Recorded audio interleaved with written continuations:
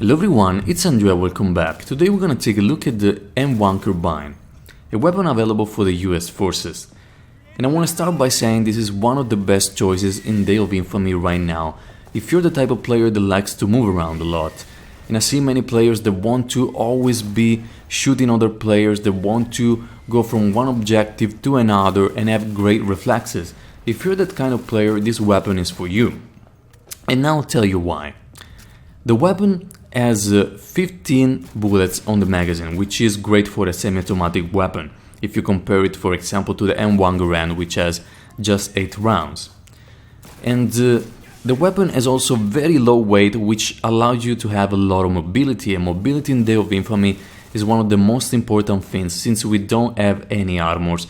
You want to be able to flank the enemy team as often as you can, or get in a good position. And not only that, the recoil is very easy to control, so it's also very newbie friendly. But there is one factor that always players tend to forget. When you run around, your player gets tired. When the player is tired, the recoil and the swaying of the weapon is much worse. If you have a weapon like an SMG or a weapon like the M1 Carbine, which has a recoil that it's easy to control, it's way easier to move around tired and kill other players the moment they pop up. If you have something like a bolt action, it will be very difficult, and this weapon allows you to move around a lot, get tired less often because you have less weight on the weapon, and also being able to shoot targets even when you're tired, and I believe this is a great advantage over a lot of weapons.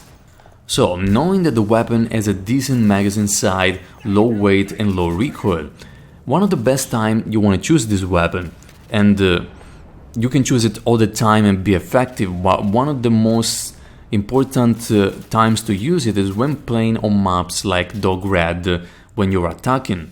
Because in Dog Red it's an open beach, and unless you're running very fast or every part of the enemy defenses are covered by smoke, most of the time you will die.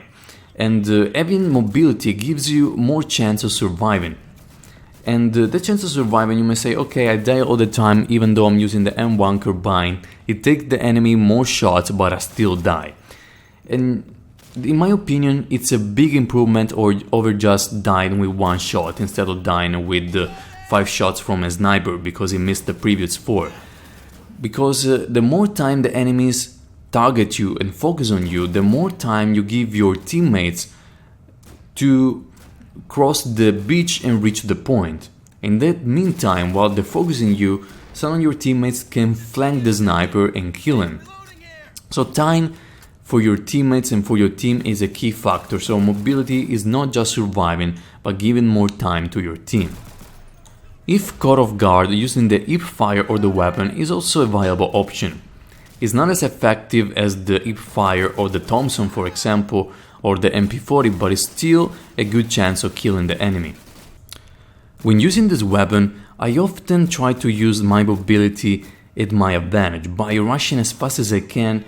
For example, into a room, I run in and then start shooting like crazy. I don't try to pick slowly like with other weapons. Because sometimes when you move fast into a room, when you rush in, you take the enemy by surprise, and you want that with this weapon. I'm just sad that we don't have flash grenades in Day of Infamy, because with a flash grenade it would be much easier.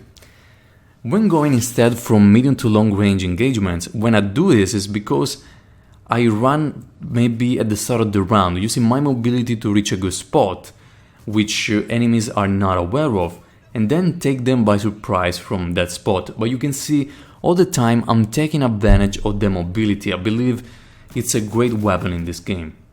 So guys, that's it for the M1 Carbine. And I know that many of you want to see the flamethrowers in action, but I'm waiting because I believe the flamethrowers are still work in progress. So I'll wait until I'm sure they're finished, and then I'm making the weapon reviews about them. So guys, thank you for watching, and now see you on the next video.